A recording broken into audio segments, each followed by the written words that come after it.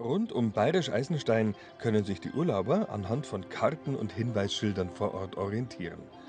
Klare Luft und wunderschöne Umgebung in Bayerisch Eisenstein verspricht, Wandern zum puren Naturgenuss zu werden.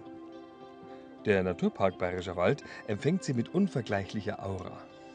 Natürlich ist der Große Arber, der höchste Berg des Bayerischen Waldes, zu jeder Jahreszeit das Ausflugsziel schlechthin. Versierte Wanderer lassen es sich nicht nehmen, auf einem der gut beschilderten Wege und Steige unterschiedlichster Schwierigkeitsgrade den König des Bayerwaldes zu erklimmen. Nur wer hier auf dem 1456 Meter hohen Arber verweilt, spürt die unglaubliche Atmosphäre des Arberlandes. Von hier aus hat man einen herrlichen Blick auf Bayerisch Eisenstein.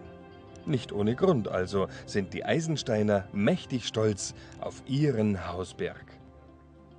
Neben dem großen Arber gibt es natürlich noch viele weitere Wanderziele, die Sie bei einem Besuch in Bayerisch Eisenstein unbedingt anvisieren sollten. Ein Sommerausflug zum Schwellhäusl beispielsweise werden Sie mit Sicherheit so schnell nicht vergessen. Denn hier kommt das Bier aus dem Stein.